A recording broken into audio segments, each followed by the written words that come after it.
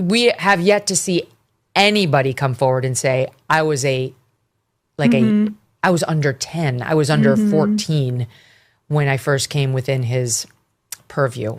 Look, you can say that's a distinction without a difference. No, it's not. I think there is a difference. Yeah. There's a difference between a 15-year-old and a 5-year-old. Yeah. It's just. Care to guess what she was talking about there? She was talking about the age of Jeffrey Epstein's victims in order to downplay the severity of his sex crimes in the event more evidence comes to light that directly implicates Donald Trump. They're actually doing it. They're doing it. They're making technically it's a febophilia argument. I don't know what to say, man. That's pretty gross. Now, in the lead up to those comments, she said that she wasn't trying to make excuses for Epstein, even though she did just that. See for yourself. As for Epstein, I've said this before, but just as a reminder, I do know somebody very, very close to this case who is in a position to know virtually everything. Not everything, but virtually everything. And this person has told me from the start, years and years ago, that Jeffrey Epstein, in this person's view, was not a pedophile. This is this person's view, who was there for a lot of this, but that he was into the barely legal type. Like he liked 15-year-old girls. And I realize this is disgusting. I'm definitely not trying to make an excuse for this. I'm just giving you facts. That he wasn't into like 8-year-olds, but he liked the very young teen types that could pass for even younger than they were, but would look legal to a passerby. And that is what I believed, and that was what I reliably was told for many years. And it wasn't until we heard from Pam Bondi that they had tens of thousands of videos of alleged, forgive me, they used to call it kiddie porn, now they call it child sexual abuse material, on his computer, that for the first time I thought, oh, no, he was an actual pedophile. I mean, only a pedophile gets off on young children abuse videos. She's never clarified it. I don't know whether it's true. I have to be honest. I don't really trust Pam Bondi's word on the Epstein matters anymore. Yeah, so I don't know what's true about him. I'll tell you, Megan, he was a notorious child rapist. You don't have to split hairs or nuance troll in order to minimize his crimes. He was a child rapist. Period. End of story. And the only reason why you're saying this is because you know there's a very high probability that Donald Trump is too. And we know that she knows this because she concedes that the things we're learning about Donald Trump and Jeffrey Epstein, quote, don't sound good. And she calls Trump's handling of the Epstein files a self-inflicted wound and questions why Trump doesn't just release the Epstein files. Gee, I wonder why. There's got to be some reason why he doesn't want to release the files, right, Megan? I can't quite figure out why he doesn't just like put this all to rest and put it all out there for us to see. I mean, here's what we've learned in just like the past week. Epstein confirmed that Donald Trump knew about the girl, seeing as how he asked Ghislaine to stop. Epstein confirmed that a victim spent hours with Donald Trump. We learned that journalist Michael Wolff was explaining ways that Epstein could use the dirt he had on Trump to blackmail him during the 2016 election. We also know that Epstein has pictures of Donald Trump with the girls in bikinis in Epstein's kitchen. And we now know that Trump spent Thanksgiving with Epstein in 2017 during his first presidential term, which contradicts the previous timeline that Trump gave us where he claimed to have kicked Epstein out of Mar-a-Lago long before that. And this is on top of what we already knew, which was a lot. We knew that Trump appeared on the flight logs at least 7 times. We knew Epstein claimed that Donald Trump was his closest friend for 10 years. Not to mention, we knew about this.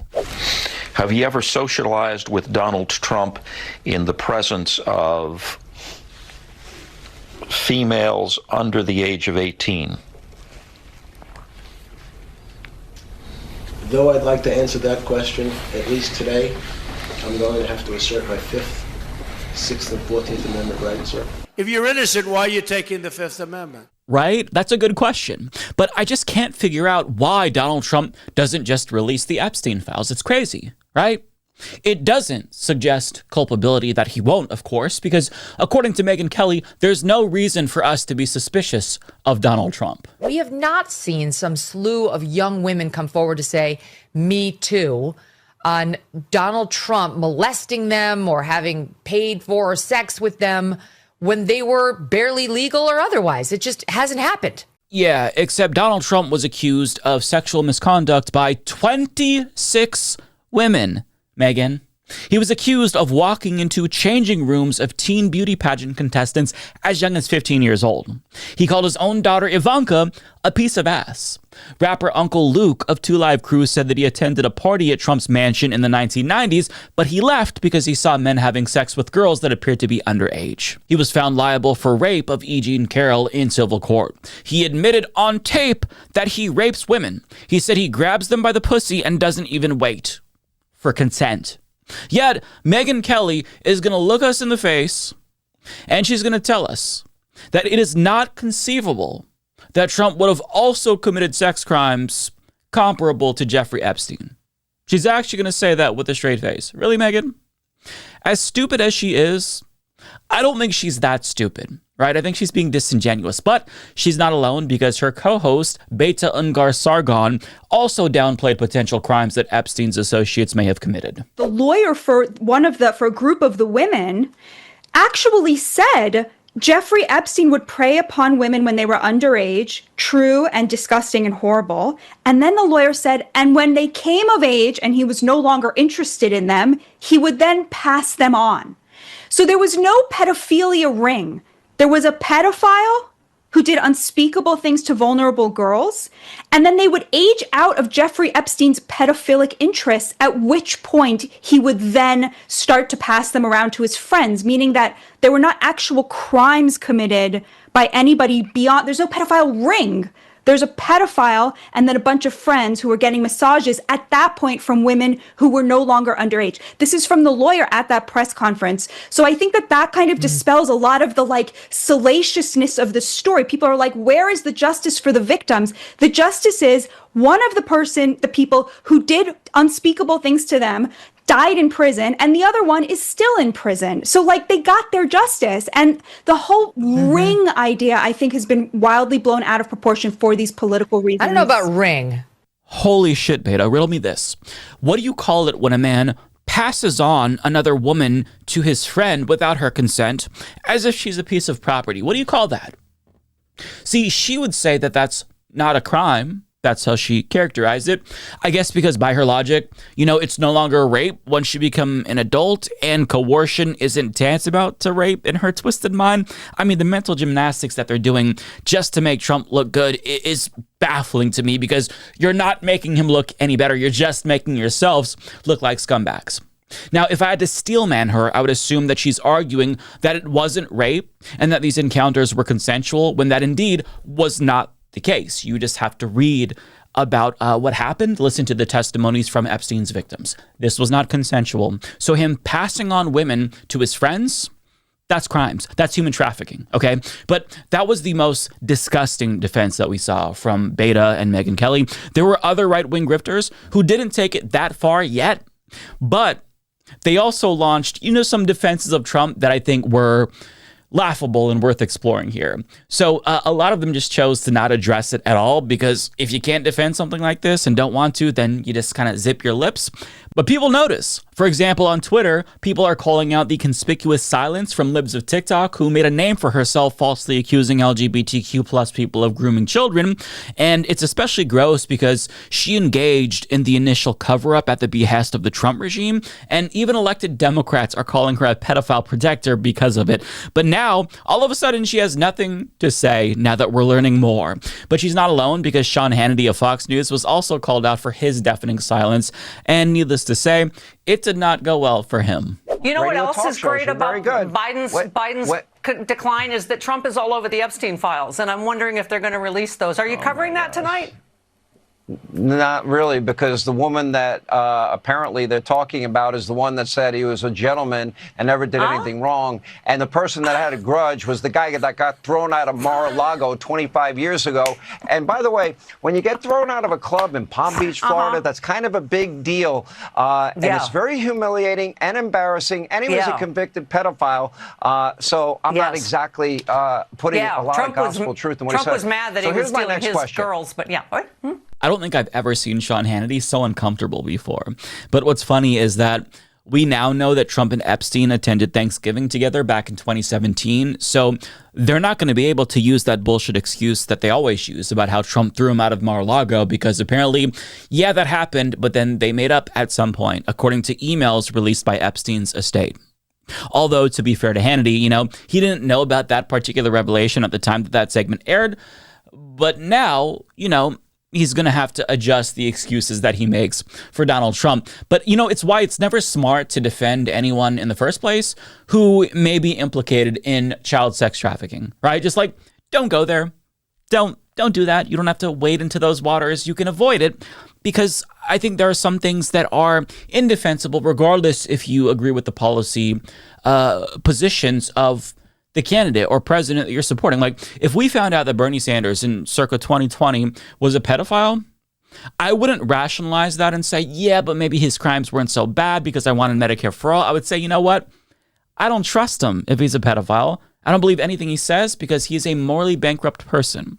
There are some lines that you have to draw, morally speaking, because that's what being a good person requires. But to these conservatives, there's just no moral lines. It's like, oh, he's a pedophile? Okay, well, God, this is exhausting. I got to figure out how to defend this. You don't have to do that. And you could see it on Hannity's face. He clearly didn't want to do that, but he did it anyway because, that's his job. But I think that the safest bet, if you want to try to get out of this a little bit cleaner, is to just throw out a distraction in response to the revelations, like Laura Loomer did, where she tweeted, "You can't be outraged by the Epstein saga and simultaneously not be outraged by the fact that we have Muslims serving in Congress.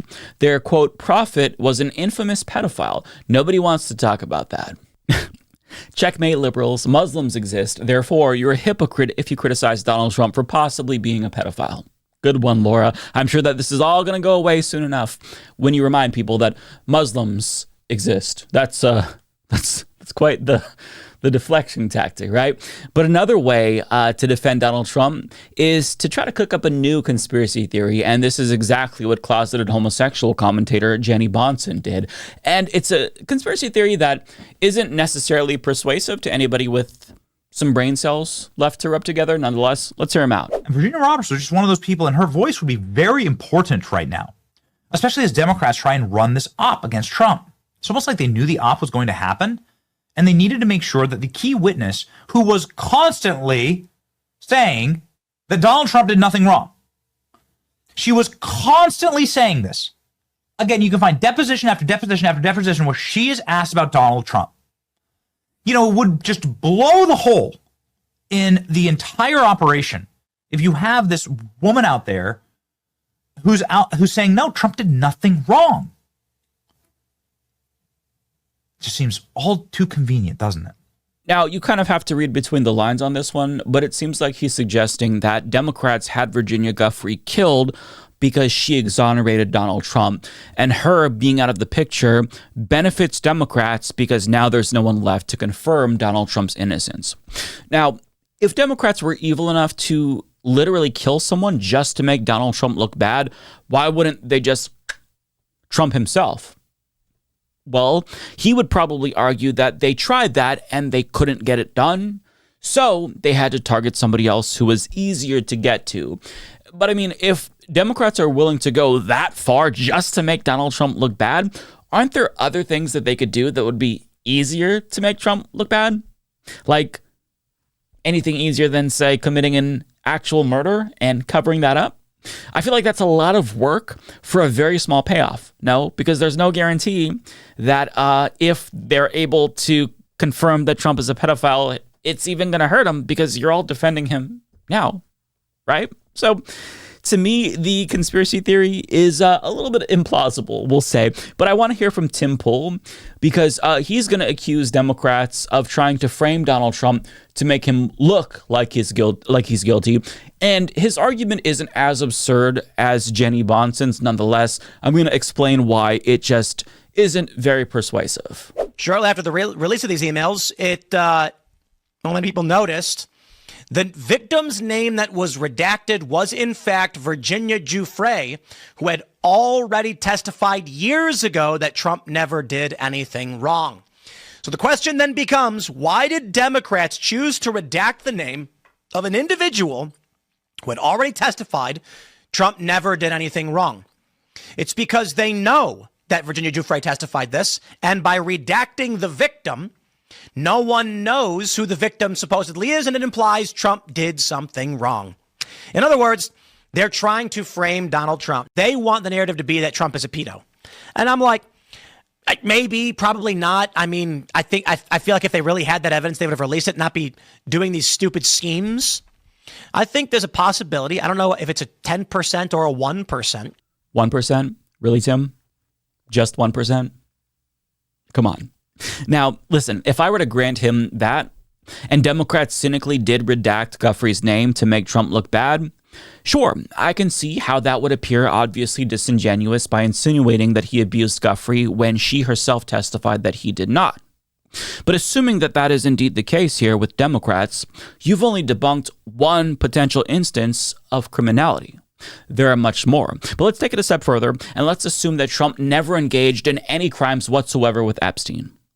At the very minimum, and in the best case scenario, he was still referred to as the dog that hasn't barked because he knew about the girls and he asked Ghislaine to stop. Meaning that he was aware of a pedophile sex trafficking ring and didn't go to the authorities to stop it, which makes him complicit. And on top of that, we know that he chose to remain friends with a pedophile after Epstein got that sweetheart deal. And I'm saying this because now we know that they attended Thanksgiving together in 2017. I personally would not want to attend Thanksgiving with somebody who was a convicted pedophile. And on top of that, Trump made Alex Acosta, the lawyer responsible for Epstein's sweetheart deal, his labor secretary. And his administration moved Ghislaine Maxwell to a prison where she's now receiving special treatment. She's getting to pet puppies, literally. Why would he do that, Tim? See, the worst interpretation is that he's trying to butter up Ghislaine to keep her from talking. But the best interpretation is that, you know, he's not guilty. He just wants to give favorable treatment to a convicted pedophile. I mean, do you see where this is going? Either way, it just doesn't look good. In the most charitable interpretation, it does not look good. But again, we don't know for sure, hence why we need to see the Epstein files. But for some odd reason, Trump just doesn't want us to see what's in those files. Ask yourself, Tim, why is he trying so hard to stop the truth from getting out?